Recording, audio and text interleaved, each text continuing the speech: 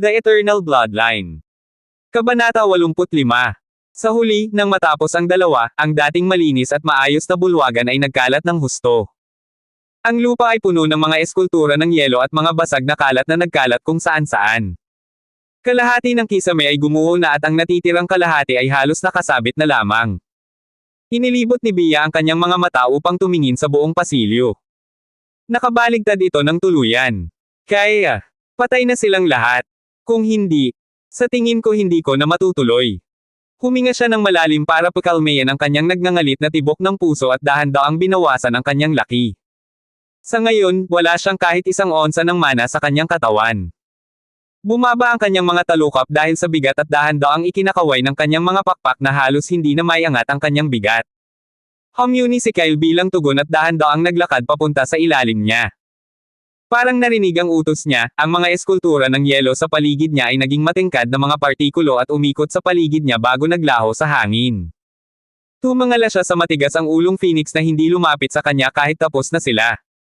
Bumantong hininga siya at tinapik ang balikat nito. Ayos na ang lahat. Halika rito at magpahinga ka muna. Iminulat ni Bia ang kanyang mga mata at tiningnan siya ng may hinanakit ngunit pagod na siyang makipagtalo. Sa huli, ibinalik niya ang paghihiganti sa kanyang isipan at mabilis na sumandal sa balikat nito. Bubugbugin kita minsan kapag medyo malakas na ako. Bahagyang humajejek si Kyle at hinawakan ang katawan niya para haplasan ang mga balahibo nito. Base sa aura sa katawan mo, sa tingin ko ay mabuti para sa iyo ang pagsabog na ito. Siguro, sa loob ng isang linggo ay makakarating ka na sa susunod na ranggo. Hindi narinig ni Bia ang sinabi niya at pumikit na lang para matulog. Kahit narinig niya, pagod na siya para pakialaman ito. Dahan-daang tinapik ni Kyle ang ulo niya ng ilang beses.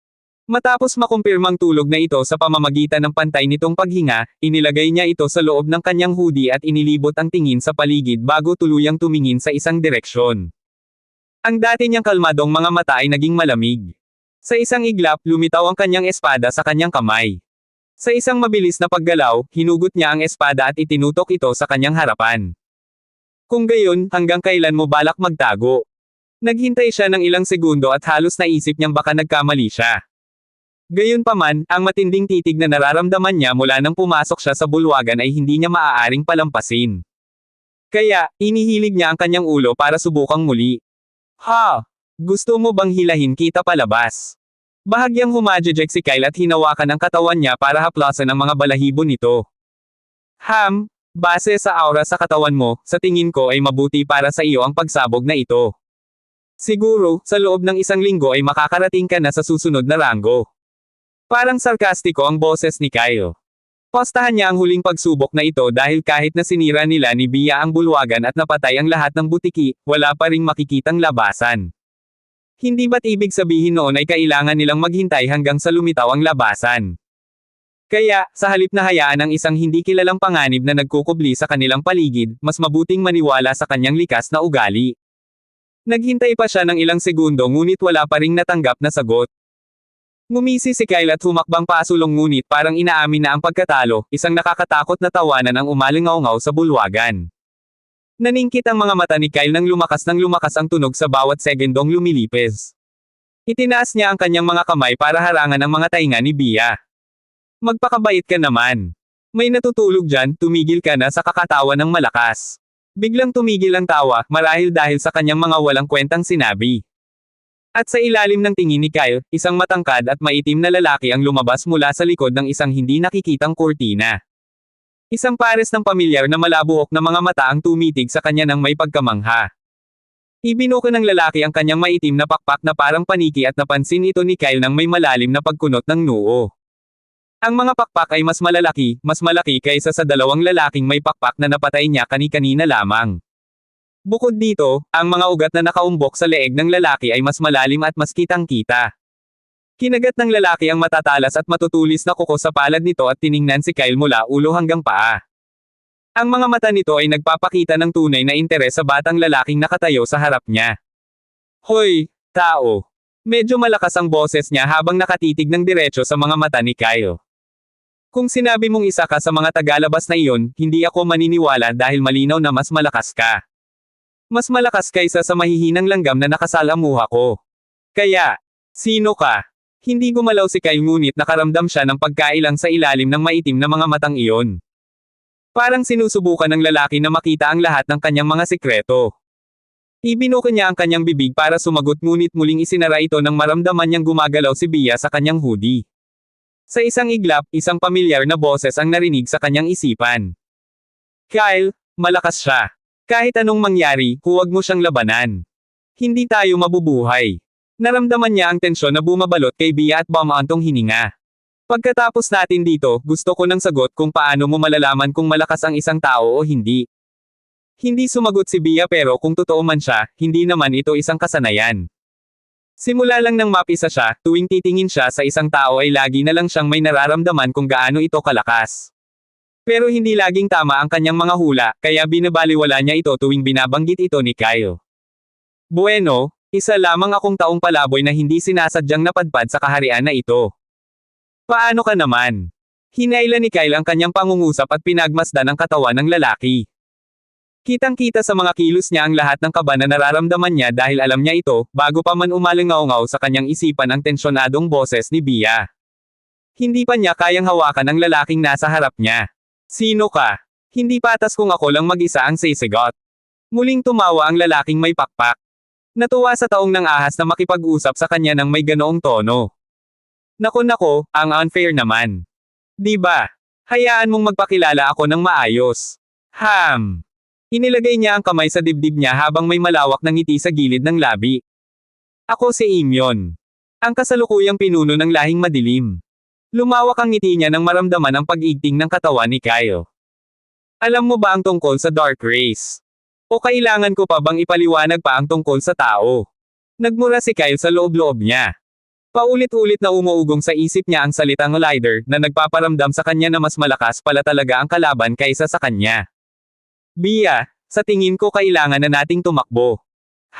Dapat ko bang gamitin ang bigay sa akin ng life-saving artifact master? Natarante si Bea at agad siyang hinawakan ng mahigpit gamit ang mga kuko sa paa. Nako, huwag mo akong iwan.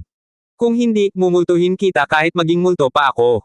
Nabawasan ang tensyon sa mga balikat ni Kyle dahil sa hindi inaasahang pag-iyak nito. Huwag kang mag-alala, hindi kita iiwan pagkatapos kitang pakainin ng napakaraming mahahalagang mapagkukunan. Itinaas niya ang kamay para tapikin ang ulo nito at tumingin sa lalaki. Nako, maitim na lahi. Narinig ko nga yan sa isang tao pero masyadong mahaba kaya hindi ko na masyadong matindaan. Paano kung dagdagan ko pa ng kaunti ang kaalaman ko? Kyle, bakit ka nagsasalita na parang siya ang dati mong kaibigan?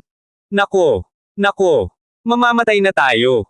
Hindi pinansin ni Kyle ang sigaw ni Bea at itinoon ang pansin sa lalaking nasa harap niya.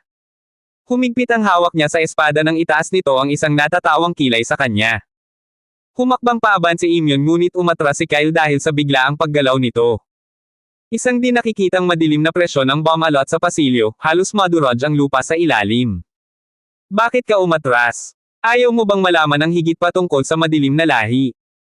Isang buntong hininga ang kumawala sa mga labi ni Imyon nang hindi man lang natigilan ang bata sa ilalim ng kanyang pressure. Pipay-reperisuhin na sana niya ang taong ito sa daan-daang piraso ngunit tumigil siya dahil una ay nasugatan siya at pangalawa ay naintriga siya sa presensya ni Kyle. Parang wala lang talaga ang taong iyon.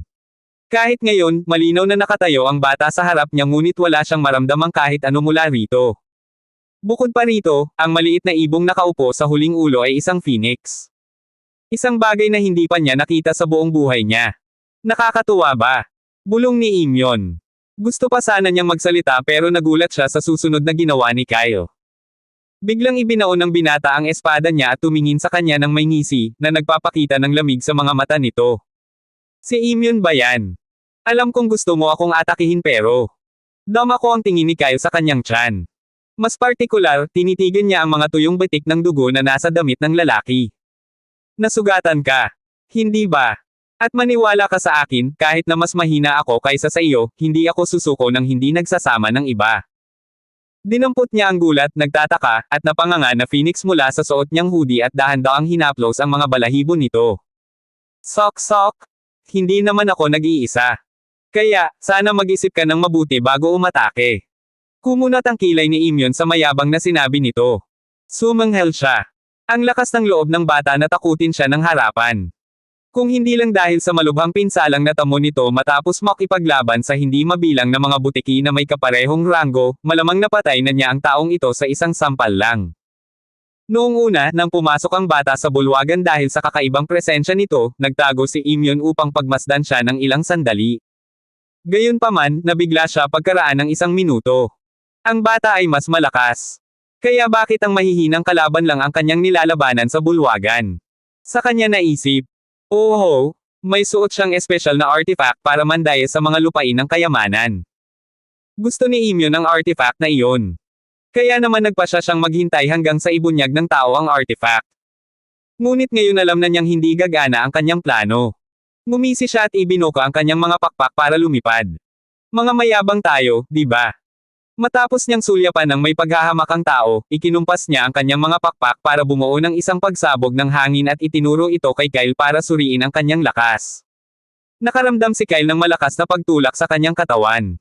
Sapat na ang lakas nito para paliparin siya kahit na medyo nanghihina lang siya. Gayunpaman, matigas pa rin ang kanyang ulo na itinapat ang kanyang mga paa sa lupa para makatayo ng tuwid. Tinaasan pa niya ng kilay ang lalaki para ay pakitang hindi siya apektado. Napanganga si Imyon at parang hinihintay ang pagtatapos ng kanilang maikling pag-uusap, isang maliit na panginginig ang yumanig sa kanilang paligid bago kumislap ang isang maliwanag na ilaw at sumaikop sa bawat sulok ng bulwagan. Napangiwi si Kyle dahil sa biglaang liwanag. Hindi niya namamalayang iginalaw niya ang kanyang braso para takpan ang kanyang mga mata ngunit nawala ang liwanag na parang wala ito sa simula pa lang. Kumurap siya at nilaybot ang kanyang mga mata. Ang bulwagan na sira-sira matapos silang maglaban ni Bia sa mga butiki ay bumalik na sa malinis at maayos nitong kondisyon. Inilibot niya ang kanyang tingin para tingnan ang lalaki ngunit hindi man lang siya sinulyapan ng lalaki.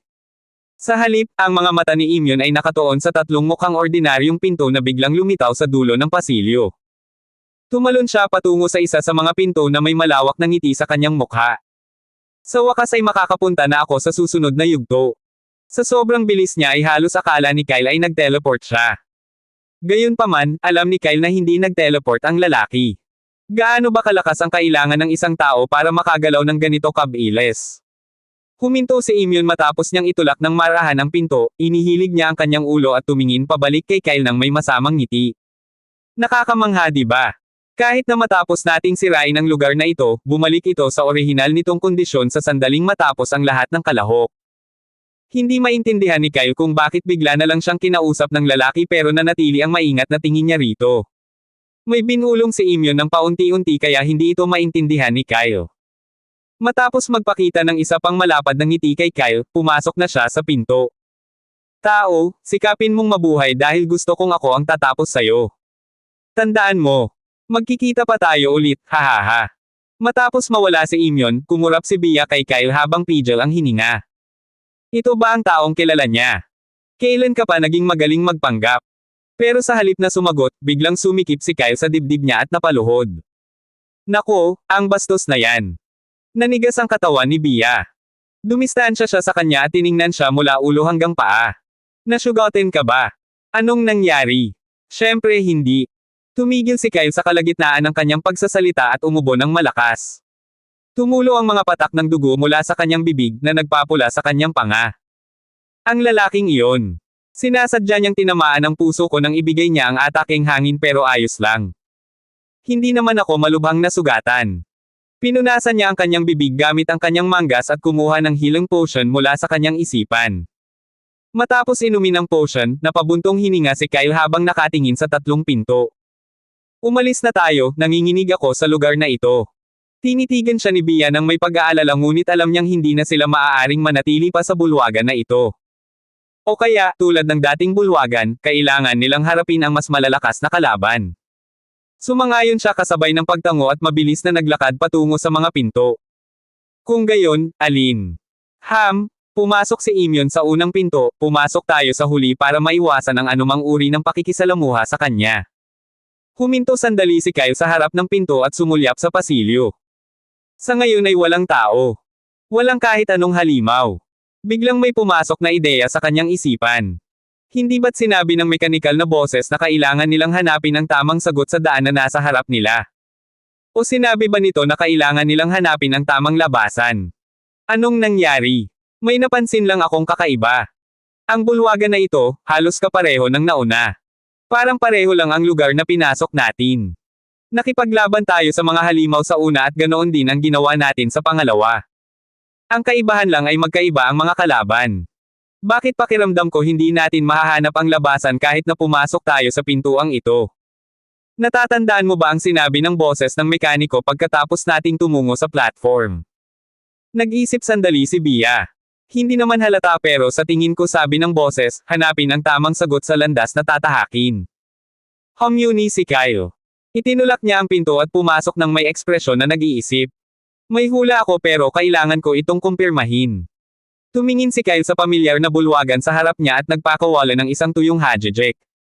Hindi mabilang na mga agila na apoy na kasing laki ng tao ang pumuno sa kanyang paningin. Kung gayon, tama ang hula ko. Dahan-dahan siyang bumulong. Nakaupo si Bia sa balikat niya. Pagod na siya pagkatapos ng huling laban at ngayon ay wala na siyang ibang gustong gawin kundi ang umalis sa lugar na ito. Humikab siya at mas lalong sumangot sa leeg nito. Ano man yan, hindi na ako lalaban ulit. Bahala ka na lang dyan mag-isa. Humuni si Kyle. Ikinumpas niya ang kanyang kamay at ang hangin ay pumutok sa paligid niya. Sa isang iglap, daan-daang palaso ng kulog ang umulan sa mga agila, na matagumpay na nagpahinto sa kanila sa kanilang lugar. Ang mga agila na tinamaan ay sumigaw sa sakit at agad na lumipad pabalik upang maiwasan ang mga palaso. Matagal na rin mula nang gamitin ni Kyle ang kasanayang palaso ng kulog at magsisinungaling siya kung sasabihin niyang hindi siya nagulat. Totoo ngang kahit ang isang simpleng 3+ rank skill ay maaaring maging lubhang mapaniraw kung malakas ang gumagamit. Sumulyap siya sa mga agila at nilakasan ang kanyang boses. Sa tingin ko hindi na natin kailangang lumaban dahil nahanap ko na ang tamang sagot sa landas na nasa harap natin. Nasa isang siklo tayo. Hindi ba? Ang lugar na ito ay puno ng magkakatulad na mga bulwagan, kaya naman pagkatapos nating mapatay ang mga halimaw kahit anong landas ang piliin natin, mapupunta pa rin tayo sa parehong lugar. Umalangaw-ngaw ang malakas at malinaw niyang boses habang humahakbang siya paaban. Napakurap si Bia sa sinabi niya.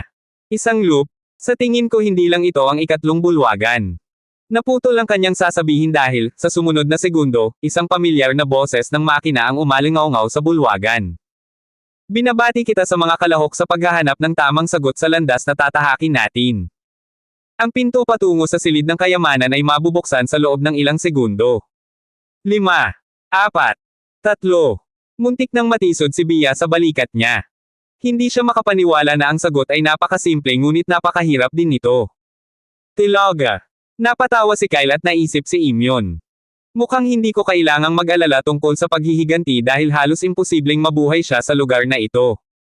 Matapos umabot sa 0 ang countdown, isang mahinang pagyanig ang yumanig sa bulwagan at isang pamilyar na liwanag ang sumilay sa harap ni Kyle. Pinaikit niya ang kanyang mga mata ng saglit at nang idilat niya itong muli, wala na ang mga agila ng apoy na makikita. Sa halip, isang malaking pinto ang buong pagmamalaking nakatayo sa gitna.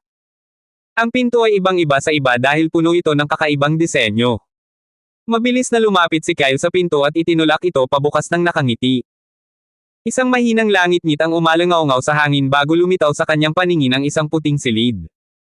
Ang silid ay puno lamang ng isang bilog na mesa sa gitna, at sa itaas nito, isang napakalaking transparent na asul na panangga ang kumikinang ng maliwanag. Ano yan? Ibinuko ni Bia ang kanyang mga pakpak at iniwan ang balikat nito para umikot sa mesa.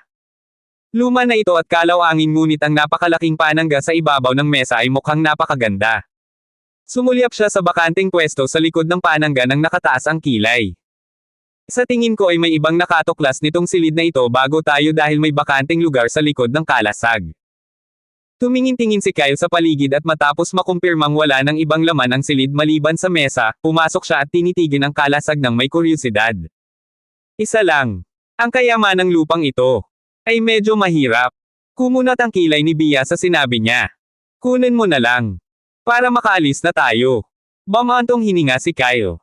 Hindi siya makapaniwalang labis siyang nagdusa para lang sa isang bilog na kalasag at ang mas malala pa rito ay wala siyang naramdamang kakaiba mula rito. Taglay ang malungkot na ekspresyon, inabot niya ang kanyang kamay para hawakan ang kalasag ngunit ang kanyang mga daliri ay tumagos dito. Ha!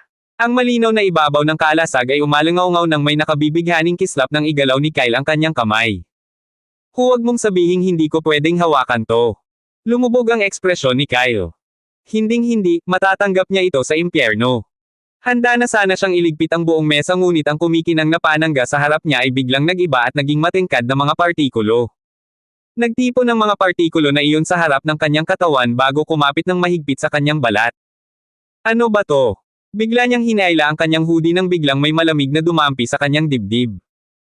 Iba ito sa karaniwang sensasyon na nararamdaman niya sa kanyang katawan. Umikot si Bea sa itaas ng kanyang ulo na may mausisang ekspresyon. Biglang hinawakan ni Kyle ang laylayan ng kanyang hoodie at hinubad ito sa kanyang mga balikat. Sinundan niya ang kanyang mga daliri sa kanyang dibdib bago ito bumangga sa isang matigas na ibabaw na bumabalot sa paligid ng kanyang puso.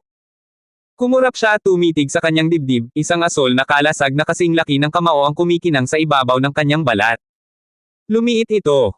Gusto kong subukan kung paano ito gumagana pero ang lugar. Kailangan ko bang atakihin ang puso ko? Tinitigan ni Bea ang maliit at maliwanag na kalasag ng may interes. Kaya, kakapit yan sa katawan mo. Hinawakan ni Kyle ang kalasag at sinubukang hilahin ito palayo sa kanyang balat. Gayunpaman, sa halip na umalis sa kanyang katawan, ang kalasag ay naging matingkad na mga partikulo na gumala sa paligid ng kanyang katawan bago muling kumapit sa kanyang balat. Sa tingin ko hindi ko na matanggal yan. Napaatras siya at pinagsalikop ang daliri kay Bea nang may ngiti na tila walang iba kundi nakakainis sa mga mata nito. Atakehin mo ako. Subukan natin. Isish. Tiningnan ni Bea ang kalasag na nakapalibot sa kanyang puso. Bamantong hininga siya, ikinumpas niya ang kanyang mga pakpak ng 2 beses at 2 ball ang apoy ang mabilis na sumulpat patungo sa dibdib ni Kyle. Hindi umiwas si Kyle. Sa halip, hinayaan niyang bumagsak ang atake sa kanyang dibdib. Gayunpaman, masyadong mahina ang mga ball ang apoy para saktan siya. Sa ilalim ng 2 pares ng mga mata, matagumpay na naglakbay at nagsara ang mga ball ang apoy sa kanyang dibdib ngunit bago pa man ito makabangga, isang pamilyar na bilog na kalasag ang sumulpat sa harap ni Kyle. Nilamon nito ang atake sa loob ng 1 segundo at naglaho pabalik sa kanyang dibdib. Tinapik ni Kyle ang kanyang dibdib at isinuot ang kanyang hoodie ng may kasiyahang ekspresyon. Hindi naman masama. Lumingon siya at napansin ang kakaiba. Wala na ang pinto kung saan sila pumasok sa silid. Sa halip, isang maliwanag na portal ang naroon sa lugar nito. Ngayon, sa wakas, makakapagpahinga na ako. Malakas na naghiyawan si Bea at hinimok si Kyle na pumasok sa portal dahil gusto na nitong matulog. Pagpasok ng 2 sa portal, isa pang pinto ang lumitaw sa silid. Kasabay ng malakas na kalabog, bumagsak ang katawan ni Imyon papasok sa isang makitid na butas. Nabali ang isa sa kanyang mga pakpak at natatakpan ng makapal at maitim na dugo ang kanyang buong katawan. Sus Mariosep! Sino ba naman ang gumawa nitong kalokohang lugar na to? Muntik na akong mamatay sa mga pasilyong yan. Umungol siya at pagkatapos huminga ng malalim ng ilang beses, hinailan niya ang kanyang katawan para tumingin sa paligid.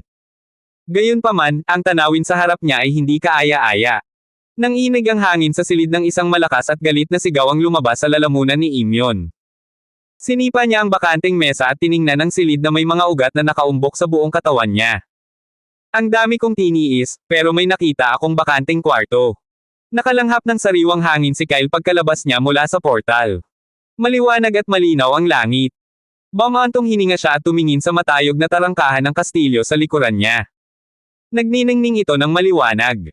Bigla, may pumasok na ideya sa kanyang isipan. Kinuha ko ang huling kalasag na nangangahulugang walang laman ang kayamanang lupang ito. Nakangiting tinipon niya ang mana sa kanyang hintuturo at nagsimulang magsulat sa gate. Malalaki at malinaw ang mga salita na halos makasire sa dating magandang gate ng kastilyo. Mag-ingat. Huwag pumasok sa munting Phoenix, kinuha ang lahat. Tumawa ng malakas si Kyle sa kanyang trabaho. Ngayon, kahit papaano ay alam na ng mga nakakita sa kayamanang ito na walang laman ito. Habang nakaupo sa kanyang ulo, hindi napigilan ni Bea ang pagkunot ng kilay sa kanyang mga kilos, hindi siya makapaniwala na lantaran itong nagsisinungaling. Tapos ka na ba? Huwag mo akong gisingin sandali, matutulog na ako. Kasabay ng mahinang ungol, inayos ni Bea ang sarili sa ulo nito at ipinikit ang mga mata ngunit isang mahina at halos hindi marinig na bulong ang narinig sa likuran ng dalawa. Nanginig ang mga mata niya sa inis. Ano ngayon? Lumingon si Kyle na naninangkit ang mga mata ngunit walang laman ang paligid. Kakaiba, may narinig din ako. Sinipa niya ang kaliwang paa at nagsimulang lumutang sa ere. Ilang pamilyar na maitim na lumilipad na figure ang lumitaw sa kanyang paningin ngunit hindi niya pinansin ang mga ito at naglakad patungo sa isang kalapit na bundok upang maghanap ng isang tahimik na kuweba. Gayunpaman, pagkalipas lamang ng isang minuto, isang pares ng pulang pakpak ang lumitaw sa kanyang dinaraanan. Biglang natigilan si Kyle at dahil sa biglaang paggalaw nito ay idinilat ni Bea ang kanyang mga inaantok na mata. Anong nangyari? Pwede mo ba akong patulugin kahit 10 minuto lang? Kumunat ang noo ni Kyle at tinitigan ang lumilipad na insektong kasing laki ng braso sa harap niya. Kamukhang kamukha ito ng isang ligaw na paru-paro ngunit mas malaki at mas makapal ang mga pakpak sa paligid nito. Isang gamo-gamo. Bumantong hininga siya, handa na sana niyang sabihin kay Bea na isa lamang itong insekto ngunit ang sumunod na nangyari ay nagpatigil sa kanya sa pagsasalita. Sa harap ng kanyang mga mata, ang maliit, halos kaibig-ibig na gamo-gamo ay ibinuka ng malaki ang kanyang bibig bago iluwa ang isang malaking kumpol ng kumikinang na damo sa harap niya. Napangiwi si Kyle nang makita niya ang mga hanay ng matatalas na ngipin sa loob ng bibig ng gamo-gamo. Ang mga ngiping iyon ay halos kapareho ng isang cute na ardilya na gustong-gusto niyang kalimutan. Ang galing naman. Sa isang iglap, lumayo siya sa kumikinang na damo. Dahil sa siksik na mana sa paligid ng damo, sigurado siyang hindi ito pangkaraniwan. Pero wala talagang paraan para mahawakan niya ang isang bagay na lumalabas sa bibig ng iba. Lumiwanag ang mga mata ng gamo-gamo habang tinitingnan niya si Kyle mula ulo hanggang paa na parang sinusuri ang pinakamalaking kayamanan sa mundo. Lumabas ang dila niya mula sa bibig niya para dilaan ang mga labi niya habang itinutulak ang lumulutang na damo papunta kay Kyle. Kainin mo na. Kumunat ang kilay ni Kyle habang nakatitig sa gamo-gamo sa harap niya gamit ang kakaibang mga mata. May mga butil ng asul na apoy na lumitaw sa paligid ng kanyang katawan dahil gusto na niyang tapusin ang gamo-gamo at matapos na ito, ngunit bago pa siya makaatake ay isang malakas na hangin ang humampas sa kanya mula sa likuran. Nawala ng balanse si Bea nang sumuray-suray ang katawan nito sa ere. Natarante siya at agad na ikinumpas ang kanyang mga pakpak para lumipad. Hoy! May isa pa sa likod mo. Tumingin siya sa ibaba, handang palakihin ang katawan niya at sunggaban siya kung sakaling mawalan siya ng balanse ngunit wala na si Kyle. Ha! Tulad niya, nagulat din ang dalawang gamo-gamo sa biglaang pagkawala ni Kyle. Ngunit, mula sa kung saan, lumitaw sa di kalayuan ang magulo na figure ni Kyle. Mabilis siyang nakabawi ng balanse sa ere kasabay ng isang masakit na ungol. Napunit ang kanyang hoodie mula sa likuran, na nagpapakita ng isang malalim na hiwa na nagpinta sa kanyang likod ng mga kulay pulang kulay. Isang bakas ng dugo ang tumulo mula sa sugat bago nawala sa kanyang damit. Habang nakakunot ang noo, iginalaw ni Kyle ang kanyang kamay upang hawakan ang basang sensasyon na bumabagsak sa kanyang likod at namutla ang kanyang mukha nang makakita ng dugo. Kaya, hindi ako paprotektahan ng kalasag mula sa likuran. Napansin niya, sabay tawa, na ayaw niya ng sakit. Matapos uminom ng healing potion ng walang ekspresyon, ibinalik ni Kyle ang tingin sa taong umatake sa kanya bago niya natuon ang tingin sa dalawang magkamukhang gininto ang gamo-gamo. Sandali silang nalito matapos siyang mawala. Malakas sila kahit papaano, plus prank pero sa tingin ko kakayanin ko kung dalawa lang sila. Mga manipis na bughaw na apoy ang bumalot sa kanyang katawan at nawala siya sa kanyang kinaroroonan. Para lamang lumitaw sa likod ng isa sa mga buwan. Handa na sana siyang umatake ngunit bago pa man siya makatakbo, isang malakas na sigaw ang umalingaw-ngaw sa hangin. Kuya! Nasa likod mo siya! Biglang ikinumpas ng gamo-gamo sa harap ni Kyle ang kanyang mga pakpak at isang bulk zone ng hangin ang nagpalipad sa kanya pabalik. Umalingaw-ngaw ang malakas na boses ni Bea sa isipan ni Kyle habang lumilipad siya sa ere para mabawi ang kanyang balanse ng may masakit na ekspresyon. May isa pa. Sa kaliwa mo. Hindi ba pwedeng sabay-sabay silang lumabas? Huwag mong sabihing marami pa. Kumunat ang noo ni Kyle at dumistansya sa 3 gininto ang buwan. Tumutulo ang pawis sa noo niya dahil ngayon lang dahil sa biglaang paggalaw ay lumala ang pinsala niya. Ngayon, sa tingin ko hindi ko na kaya. Tumingin siya kay Bea ng may seryosong ekspresyon. Umalis ka sa ibang direksyon. Hahanapin kita kapag nagtagumpay na akong makatakas. Magiging maayos ka ba?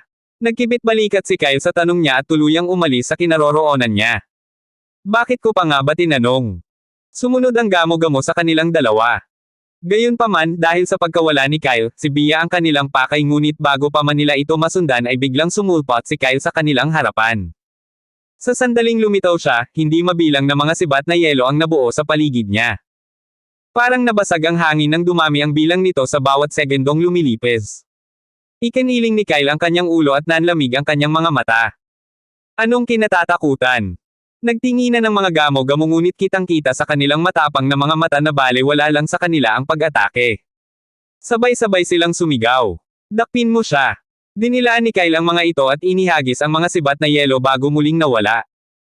Hindi pantay ang hininga ni Kyle nang lumitaw siya sa gitna ng isang madamong parang. Tumangala siya sa langit, kahit isang oras na ang lumipas ay nakasunod pa rin sa kanya ang tatlong gamo-gamo. Sus Mariosep. Paano nila nalaman ang lokasyon ko? Pang-apat na beses na ito. Huwag mong sabihing nararamdaman nila ako pero paano? Sigurado akong nakatago ang presensya ko. Habang nakakunot ang mga kilay, hinimas niya ang puting hikaw sa kanyang tainga. Hindi ba gumagana? Isang sumpa ang lumabas sa kanyang bibig nang makaramdam siya ng biglaang kirot sa kanyang likod. Dahil sa walang awang paghabol sa kanya ng mga gamo-gamo, hindi siya nakapagpahinga. Kahit isang segundo ay hindi siya nakapagpahinga, kaya naman kahit nakainom na siya ng 2 dekalidad na gamot para sa pagpapagaling ay hindi pa rin gumaling ang kanyang sugat. Sa halip, lumala pa ito.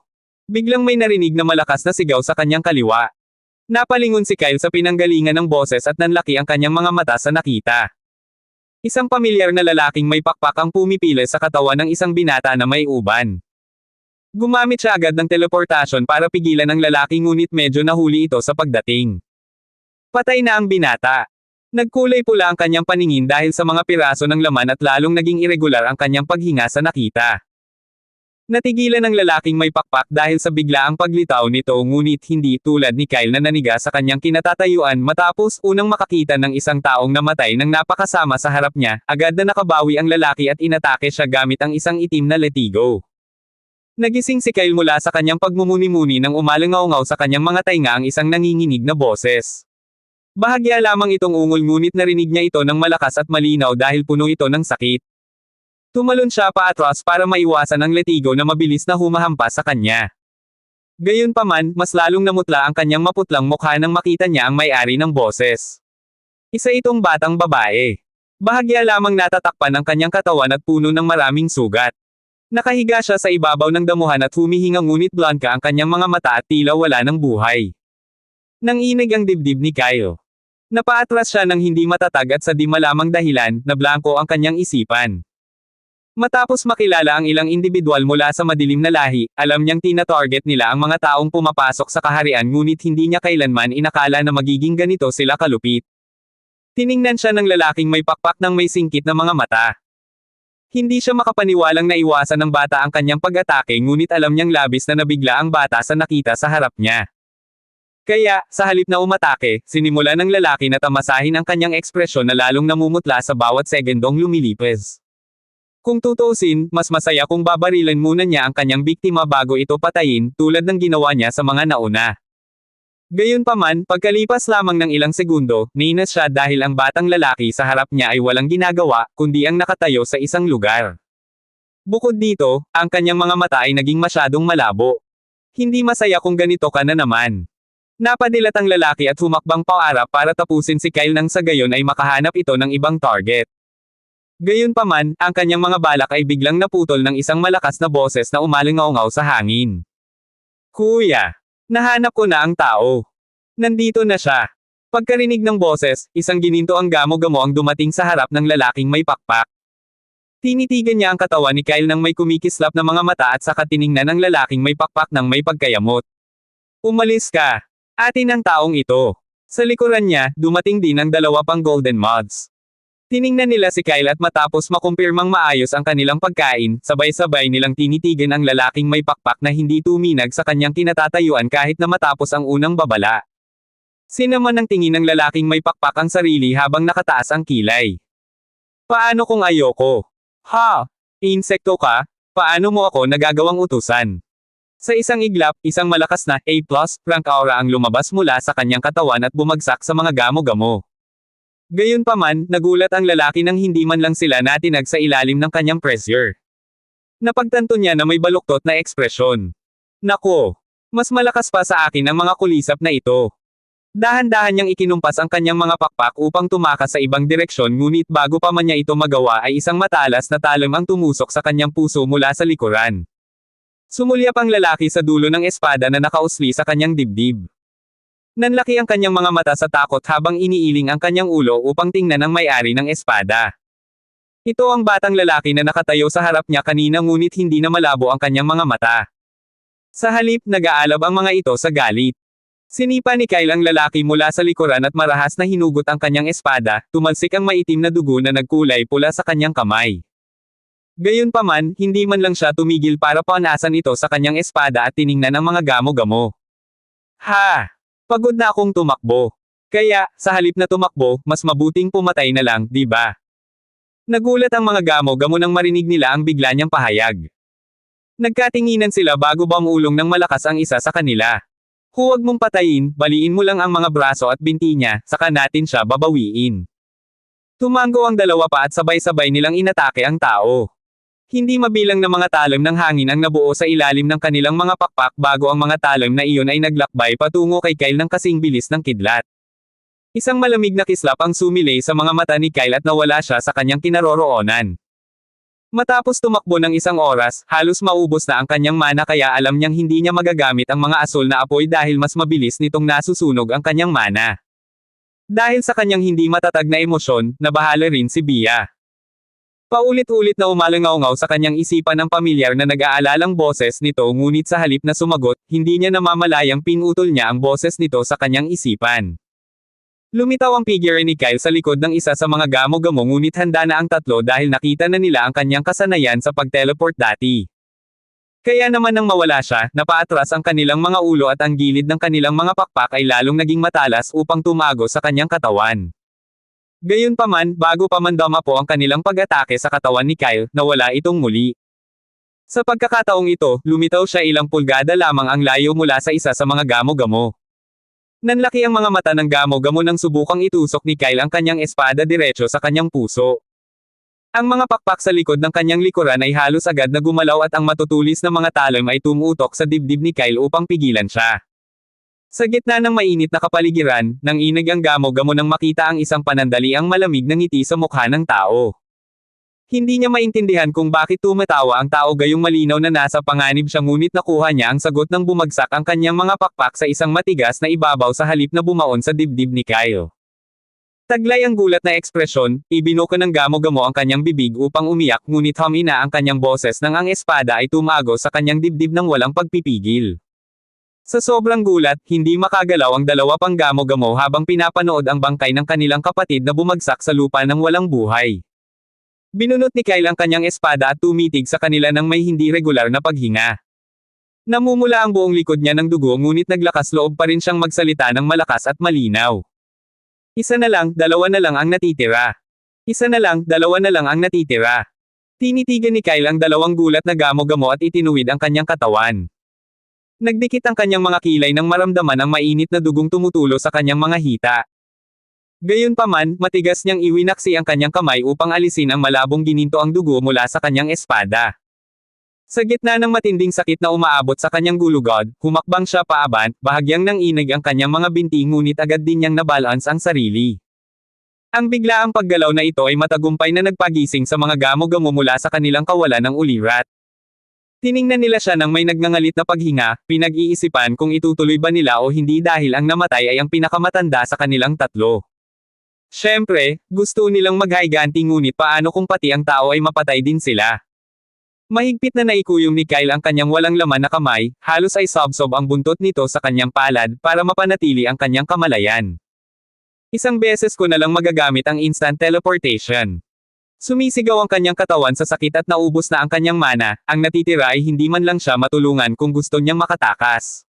Gayunpaman, wala siyang planong mahulog dito. Tutal, maraming tao ang naghihintay sa kanya. Hindi pa kasama rito ang takot na nararamdaman ni Bia na kanina pa sumasaksak sa kanyang ulo mula nang makita niya ang madugong tanawin. Halos maisip niya, baka siya ang nasugatan. Hinalonggan ko ba ang boses niya? Paano? Kailangan ko ba? Biglang natigil ang pag-iisip ni Kyle nang biglang sumigaw ang isa sa mga gamo-gamo at itinuro ang matalas at nanginginig na pakpak nito patungo sa kanya. Ikaw. Ang lakas ng loob mong patayin ang kapatid namin. Matapos ipahayag ang kanyang kalungkutan, tiningnan niya ang kanyang kasama upang malaman kung ano ang dapat niyang gawin. Gayunpaman, ang kanyang kasama ay labis na natataranta. Tutal, ang dalawa ay palaging sumusunod sa utos ng panganay mula sa sandaling sila ay nagkamalay. Ngayon ay patay na ang panganay, kaya ang kanilang mga emosyon ay nagkagulo. Biglang sinunggaban ng pangalawang gamo-gamo ang kanyang kapatid mula sa likuran at tinapunan ng nag-aalab na tingin si Kyle, ngunit kung titingnan ng mabuti ang ilalim, ang galit na iyon ay pagkabigla at takot. Dali-dali niyang ikinumpas ang kanyang mga pakpak at hinaila palayo ang kanyang kapatid, ang kanyang mga huling salita ay umalingaw-ngaw sa hangin na parang isang malakas na dagandong. Balang araw, papatayin ka rin namin. Nanatiling blonde ka ang mga mata ni Kyle habang pinapanood ang kanilang mga figure na naglalaho sa malayo. Nagpakawala siya ng isang tuyong tawa na tila pilit lamang. Matapos makumpirmang wala na ang mga gamo-gamo, nawalan siya ng balanse at napaluhod. Isang bakas ng dugo ang lumabas mula sa kanyang bibig. Ang atake ng insektong iyon ay sapat ang lakas para magpadala ng mga shockwave sa buong katawan ko. Hinawakan niya ang kanyang dibdib, iniligtas ng kalasag ang kanyang puso kung hindi ay malamang napunit ito ng pira-piraso sa sandaling tinamaan ng matatalim na pakpak na iyon ang kanyang dibdib. Dahan-dahan niyang inihilig ang kanyang ulo upang tingnan ang lugar kung saan nakahiga ang dalaga, ngunit medyo malayo ito. Kaya naman ang mga paalamang nito ang kanyang nasal ayan. Binuka niya ang kanyang bibig ngunit muling isinara. Hindi sigurado kung ano ang dapat niyang sabihin. Sa huli, wala siyang masabi na anumang nakakaaliw na salita. Ayos lang ba? Ka lang. Naghintay si Kyle ngunit wala siyang natanggap na sagot. Ni Ungol ay wala. Nang matigas ang ekspresyon, sinubukan niyang tumayo. Isang masakit na ekspresyon ang bumalatay sa kanyang mukha habang pinipilit niyang tumayo at naninigas na lumapit sa dalaga. Ngunit, naramdaman niya ito bago pa man siya makalapit sa katawan nito. Hindi na siya humihinga. Pumikit si Kyle para pakalmayan ang kanyang nababagabag na damdamin at ikinumpas ang kanyang kamay para maglagay ng kumot para takpan ang katawan nito. Alam niyang ang mundo ay pinamumunuan ng malalakas ngunit ang marinig ang tungkol sa isang bagay na malupit at masaksihan ito mismo ay ibang-iba na karanasan. Bukod dito, ang karanasang iyon ay hindi kaaya-aya. Kumuha siya ng 2 healing potion mula sa kanyang storage ring at dali-daling ibinuhos ang mga ito sa kanyang likod. Kumalat ang isang mahapding pakiramdam sa kanyang balat ngunit tiniis niya ito at ibinuhos ang lahat sa kanyang mga sugat. Matapos itong hamupo sandali, nakaramdam siya ng lakas na dumadaloy sa kanyang mga ugat. Sa wakas, nakabawi na siya ng kakayahang maglakad ng maayos. Gayunpaman, alam niyang kailangan ng kanyang katawan ng pahinga. Kahit man lang sa loob ng ilang oras o kung hindi ay hindi siya tuluyang gagaling. Bumantong hininga ng malakas si Kyle at tumangala sa matingkad na araw. Maliwanag pa rin ang sikat nito sa itaas ng kanyang ulo, ibang-iba sa malupit na tanawing nasaksihan niya kanina. Nanlamig ang kanyang mga mata nang makita ang ilang maitim na lumilipad na figure sa di kalayuan. Masama na ang impresyon ko sa lahing madilim, noong una pa lang, pero ngayon, umabot na ito sa pinakamababa. Walang emosyon ang mukha ni Kyle habang bumubulong siya ng malalim, ang mga salita niya ay halos bulong lamang. Sana hindi magtagpo ang landas nila at landas ko. Hindi tulad ng taong nakakulong sa kanila sa mundong ito, hindi ako sapat na maawain para iwanang buhay ang isang bagay na nakapandidiring bagay. Tumingin siya sa pinakamalapit na bundok at nagsimulang maglakad upang maghanap ng tahimik na lugar. Para mabawi niya ang kanyang mana. Gayunpaman, bago pa man siya makaalis sa lugar, isang kumikislap na liwanag ang kumislap sa kanyang mga mata. Ang liwanag ay nagmumula sa walang buhay na katawan ng gamo-gamong pinatay niya kanina. Mabilis na naglakad si Kyle patungo sa pinagmumula ng liwanag. Agad niyang kinuha ang kanyang espada at yumuko upang suriin ang bangkay ng may singkit na mga mata. Para lamang makita ang isang bilog na puso na nakapwesto sa loob ng dibdib ng gamo-gamo. Isang pangunahing kasanayan. Ipinulupot niya ang kanyang mga daliri sa kaibuturan nito ng walang gaanong interes. Ito ay matingkad na kulay abo at mas malaki pa sa isang kamao. Bukod dito, ang liwanag sa paligid ng kaibuturan nito ay sapat na maliwanag upang magbigay liwanag sa isang madilim na silid. Tumayo si Kyle at ipinikit ang kanyang mga mata para suriin ang kanyang kakayahan. Pangamoy na pansin, pseudo-banal, rango. Ang kasanayang ito ay nagbibigay daan sa gumagamit na natural na matukoy ang lahat ng uri ng nakatagong amoy, na nagbibigay daan sa kanila upang matunten ang mga mahiwagang nilalang o mga espesyal na bagay ng walang anumang hadlang. Hindi kailangan ng mana para sa skill na ito. Kumunat ang kilay ni Kyle nang mabasa niya ang mga salitang pseudo-divine. Hindi siya makapaniwala na ang isang napakalakas na kasanayan ay pagmamayari ng isang kulisap. Ngayon alam ko na kung paano ako madaling natunto ng mga gamo-gamo kahit na karaniwan ay nakatago ang presensya ko dahil sa artifact. Ang skill core sa kanyang kamay ay sumabog at naging matingkad na mga partikulo bago tuluyang nawala sa kanyang katawan. Habang papunta siya sa bundok, isang alon ng mga amoy ang bumaha sa kanyang ilong na halos lumukob sa kanyang pandama.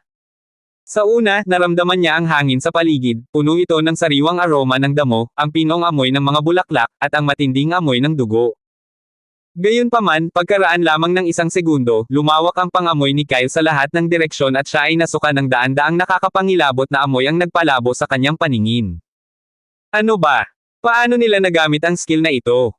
Pinunasan niya ang kanyang bibig nang nakakunot ang noo at agad na in-deactivate ang skill.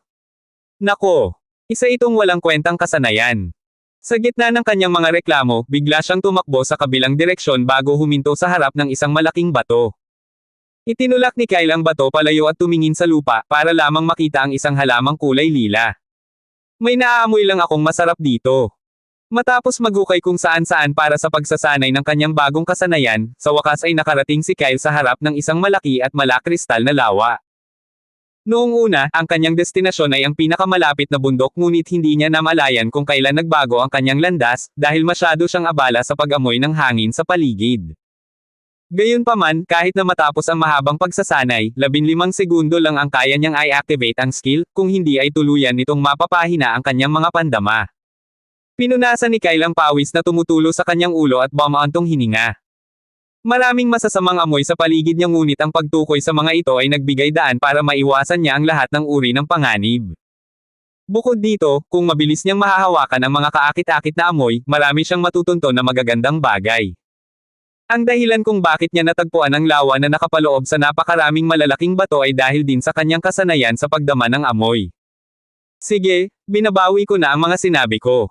Hindi naman masama ang skill na ito. Hiniblot ni Kyle ang laylayan ng kanyang sira-sirang hoodie at itinapon ito. Yumuko siya para tingnan ang temperatura ng tubig gamit ang dulo ng kanyang daliri. Sobrang lamig pero para kay Kyle, normal lang iyon dahil matatag ang kanyang katawan laban sa lamig. Hindi pa rin lubusang gumagaling ang pinsala sa likod niya, ngunit hindi pa rin ito sapat na masakit para pigilan siyang gumalaw. Matapos suriin ang paligid at matiyak na walang ibang tao sa paligid, maingat siyang tumalon sa lawa. Habang umaagos ang tubig pababa sa kanyang gwapo at maskuladong katawan, ang mga patak ng tubig ay kumikinang sa sikat ng araw, na lalong nagpapatingkad sa kanyang matipuno at payat na pangangatawan. Ang kanyang balat ay kapansin-pansing naiiba sa kanyang kulay pilak na buhok na kumikinang ng husto sa ilalim ng sikat ng araw. Matapos maglinis ng sarili, lumabas si Kyle ng lawa, nakaramdam ng ginhawa. Hinaplos niya ang kanyang basang buhok gamit ang kanyang mga daliri, inaalis ang anumang sobrang tubig, at pagkatapos ay nagsuot ng itim na pantalon at kremang kamiseta. Nang makahanap ng tahimik na lugar sa gitna ng mga malalaking bato na nakapalibot sa lawa, umupo si Kyle at inabutan ang taong nag-aalala sa kanya sa nakalipas na ilang oras. Ahem. Bia. Naririnig mo ba ako? Sa isang iglap, isang malakas at galit na ungol ang umalingaungaw sa kanyang isipan at sunod-sunod na binangga ni Bia ang kanyang ulo. Paano mo nagawang putulin ang boses ko? Nasaan ka ba? At saka, anong nangyari kanina? Nakaramdam ako ng maraming nakakasuklam na emosyon mula sa'yo. Bumantong hininga si Kyle at minasahe ang kanyang mga sentido, ngunit hinayaan niya itong magsalita ayon sa gusto ng kanyang puso. Alam niyang sa pagkakataong ito, siya ang may mali dahil hinaranggan niya ang boses nito nang hindi mapigilan ang kanyang emosyon. Kaya, matyaga niyang pinakinggan si Bia. Matapos marinig ang kanyang sinabi, tiniyak niya rito na ayos lang siya. Nasaan ka? Bueno. Kumunat ang noo niya nang hinailan ni Bia ang mga salita. May nakasalubong ka bang mapanganib na bagay? Pakiramdam ko ay medyo malayo ka sa kinaroroonan ko. Tumayo si Kyle, halos handa nang umalis, ngunit sumagot si Bia na may bahid ng pagkailang sa boses. Ayos lang ako, huwag kang mag-alala. Pagkaalis ko pa lang, nakita ko si Gian. Wala akong ideya kung paano niya nagawa iyon, pero nang makita ko siya, isang malaking kawin ng mga halimaw ang sumusunod sa kanya. Bukod pa rito, hindi lang ang kawin ng mga halimaw ang humahabol sa kanya. Kaya, napagpasyahan kong tulungan siya ng kaunti dahil sa pag-aalala ngunit malaking halaga ang nagastos ko sa maliit na tulong na iyon. Bulong ni Bia sa huli, ramdam ang matinding pagnanais na sakali na lang ang batang may pulang buhok na nakikipaglaban sa tabi niya. Paano nga ba nakakaakit ng ganito karaming halimaw ng sabay-sabay? Hindi pa kasama rito ang katotohanang dumarami ang mga kalaban sa bawat segundong lumilipez. Gustong-gusto na niyang magpahinga pero dahil sa dami ng mga halimaw na umaatake sa kanya mula sa lahat ng direksyon, hindi man lang siya makahinga ng maayos. Sus Mariosep, bakit ko kailangang magdusa ng ganito kat kung hindi man lang ako binabayaran? Nako! Ang pinaka nakakainis na bahagi ay pagkatapos kong iligtas ang buhay niya, hindi man lang nagpapasalamat ang batang ito. Tinatawag niya akong Maringel na Little Birdie. Naniniwala ka ba? Little Birdie. Kumunat ang kilay ni Kyle sa patuloy na pag-ungol nito. Napatalon siya at tumayo sa ibabaw ng isang malaking bato. Naningkit ang mga mata, tumingin siya sa malayo. Kaya mo ba? O dapat ba akong pumunta para hanapin ka? Sino ako sa tingin mo? Hindi ako kayang tapatan ng mga, rank na bug na ito. Maghintay ka lang sa kasalukuyan mong lokasyon. Pupunta ako sa iyo maya-maya. Determinadong pahayag ni Bia. Gayunpaman, sa loob-loob niya ay alam niyang hahanapin siya ni Kyle sa lalong madaling panahon. Tutal, paano niya hahayaang magdusa siyang mag-isa? Ngunit, ibang-iba sa kanyang inaasahan, halos agad na sumang-ayon si Kyle. Sige, hanapin mo ako kapag tapos ka na. Hindi narinig ni Kyle, pero may kung anong kumukurot sa kanyang ulo na parang minumura siya ni Bia. Gayunpaman, hindi niya maintindihan kung bakit. Matapos suriin ang paligid sa huling pagkakataon, komportable siyang umupo sa likod ng isang malaking bato. Gusto niyang ayusin ang kanyang mga iniisip at mabawi ng buo ang kanyang mana bago muling lumabas. Sa tapat ng lawa kung saan nagpapahinga si Kyle, isang pares ng kulay amber na mga mata ang maingat na sumulyap mula sa isang makitid na lagusan sa ilalim ng lupa. Parang may hinahanap ang mga matang iyon ngunit ang tanging nakikita lang nila ay ang malawak na kalawakan ng isang luntiang damuhan. Bamantong hininga siyo ng pagod at mahigpit na niyakap ang isang kumpol ng damo upang takpan ang pasukan ng lagusan sa ilalim ng lupa. Hindi regular ang kanyang paghinga at ang kanyang puso ay kumakabog sa kanyang dibdib. Bukod dito, ang kanyang hitsura ay sumasalamin sa kanyang panloob na pakikibaka, dahil ang kayumangging tonika na suot niya ay napunit sa iba't ibang bahagi. Ang dahilan, mula nang dumating siya sa kahariang ito, kinailangan niyang tumakas. Hindi mula sa mga halimaw kundi mula sa mga kakaibang nilalang na parang paniki. Marami siyang nasaksihang mga bagay, napakalupit na halos maduraj ang kanyang puso. Gayunpaman, siya ay mahina, napakahina para protektahan man lang ang kanyang sarili. Kaya, paano niya matutulungan ang iba? Dahan-dahan niyang tinitigan ang batang babaeng nakatayo sa tapat niya. Hindi tulad niya, ang batang babae ay isang demi-human na may magandang pares ng taingang parang sorrow sa ulo at malaki at malambot na buntot. Ligtas tayo sa ngayon. Sa tingin ko, nakaalis na ang lalaking may pakpak na iyon. Inilagay niyo ang likod ng kanyang kamay sa noo ng dalagang nakatayo sa tapat niya. Siya, ayos ka lang ba? Nanginig ang mga tainga sa ibabaw ng ulo ni Siya dahil sa biglaang mainit na pagdampi nito. Umatras siya at umiling. Tulad niyo, hindi pantay ang kanyang paghinga. Ayos lang ako, pero wala na ba talaga siya? Ang lalaking iyon ay sumusunod sa atin ng napakatagal, at napansin ko iyon. Huminga ng malalim si Siya. Malakas siya kaya niya kaming mahuli sa loob lang ng ilang segundo pero sa halip, pinili niyang sumunod noong nakatakas kami. Nasisiyahan siya noong nahihirapan kaming huminga. Kaya, bakit bigla siyang nawala? Mariin na kinuyam niyo ang kanyang mga kamao. Napansin din niya ito, pinaglalaroan nga sila ng lalaki. Binuka niya ang kanyang bibig para magbitaw ng ilang nakakaaliw na salita, ngunit isang pamilyar na tawanan ang bumalot sa kanilang paligid, na nagdulot ng kilabot sa kanilang mga likod. Nanlaki ang mga mata ni Siya ngunit sa gitna ng takot sa kanyang mga mata. Agad niyang hinawakan ang sibat na nakasabit sa kanyang likuran bago tumingin kay yun ang nakanganga. Atake tayo ngayon, at kapag na-distract na siya, maghihiwalay tayo at tatakbo sa magkabilang direksyon. Sa ganoong paraan, kahit isa sa atin ay makakaligtas.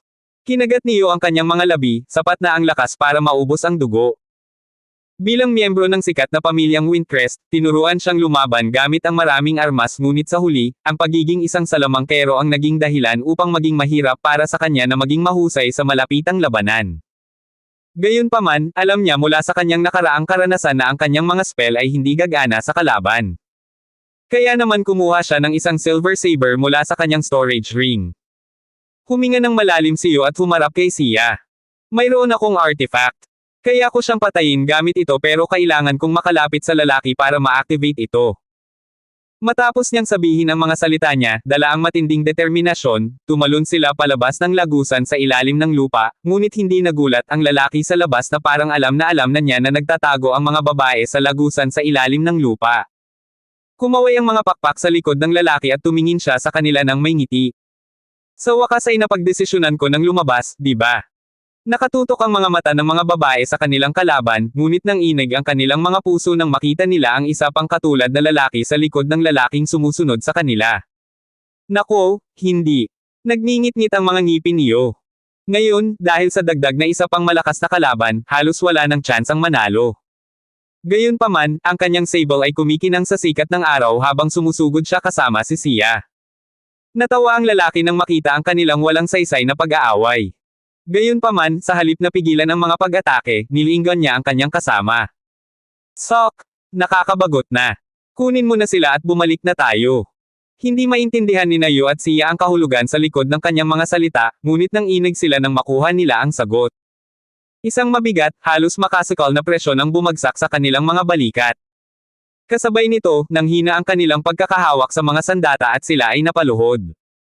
Isang bakas ng dugo ang lumabas sa bibig niyo habang nakatingin sa papalapit na kamay gamit ang nakakatakot na mga mata. Gusto niyang sumigaw, ngunit ang nakakasakal na presyon sa paligid ng kanyang katawan ay nagsara sa kanyang bibig. Napansin niya mula sa gilid ng kanyang mga mata, nahihirapan din si Sia na gumalaw. Akala ko malakas na ako pagkatapos kong makarating sa C-negative rank. Kaya bakit hindi ko man lang mailigtas ang sarili ko?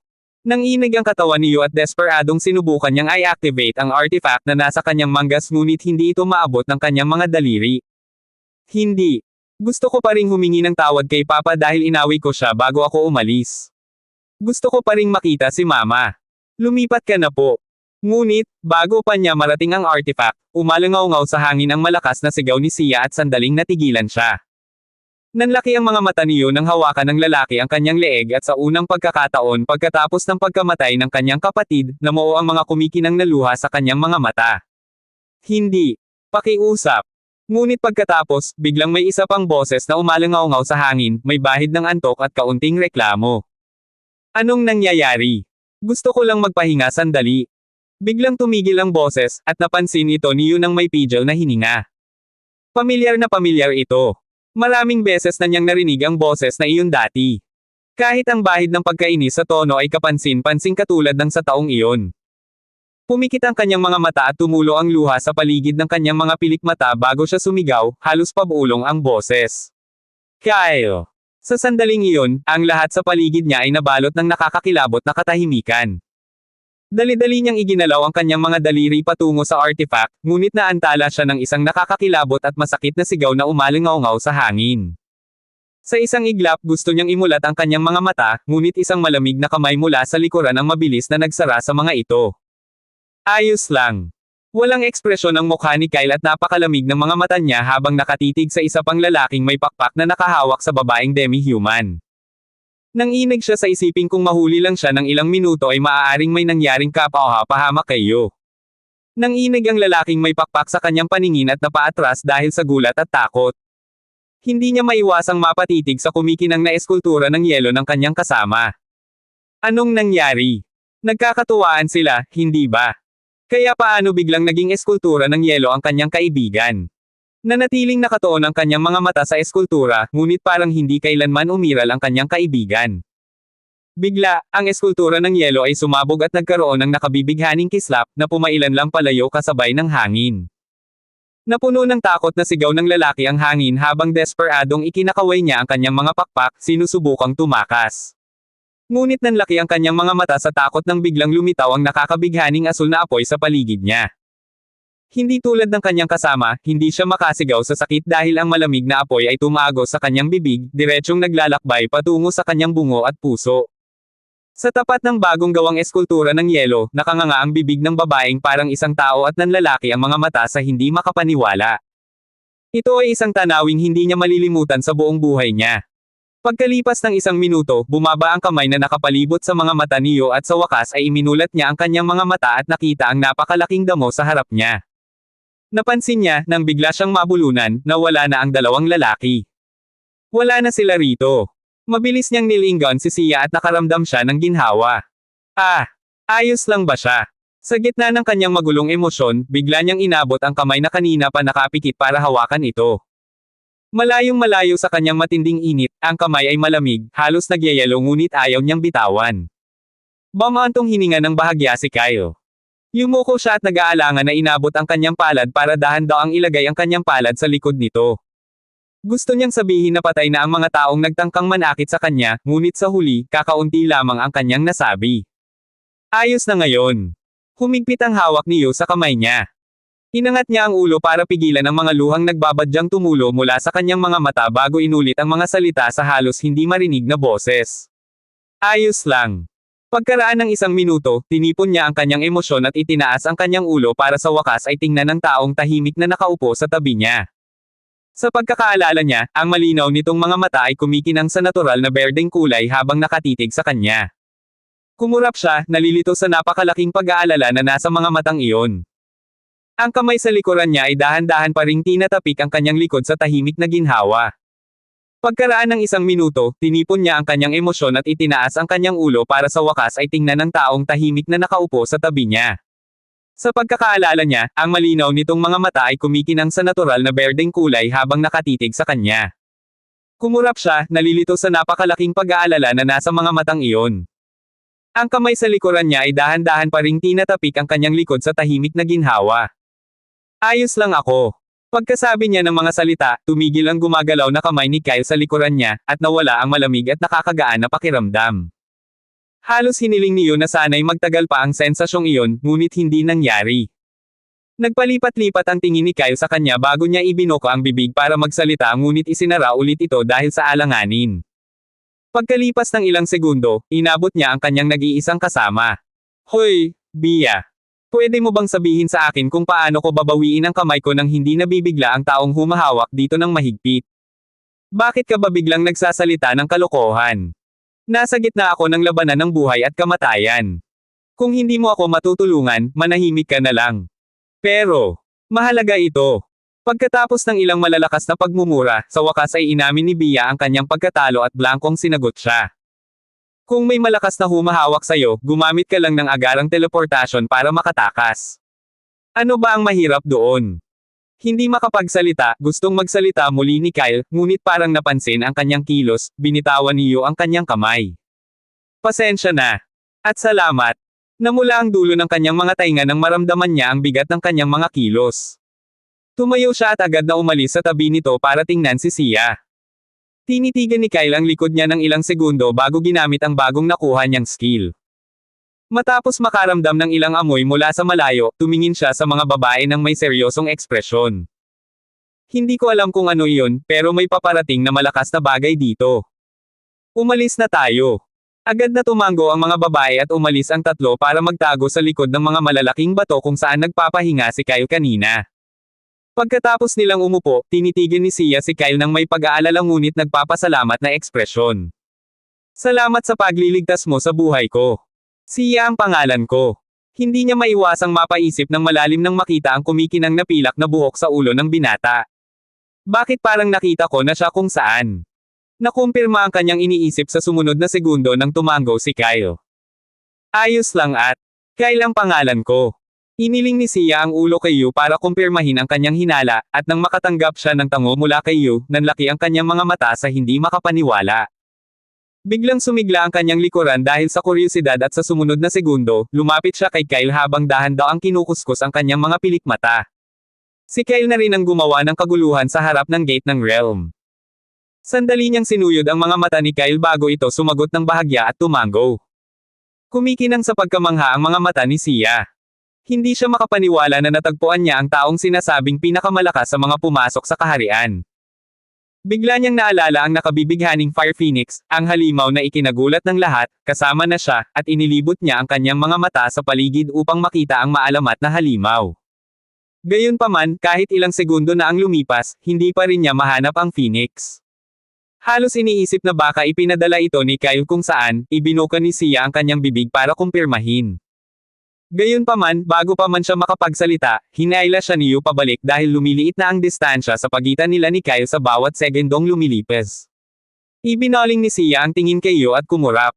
Anong nangyari, Yu? Agad na itinuro niyo ang damit niya.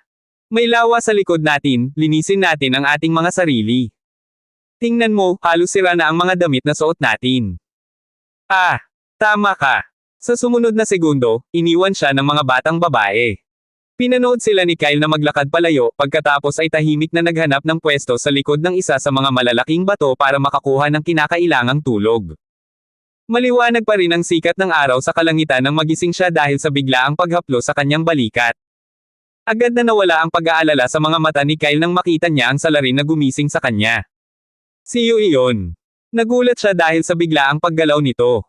Humikab ng bahagya si Kyle at napansin, mula sa gilid ng kanyang mga mata, na ang balat nito ay kumikinang ng maayos.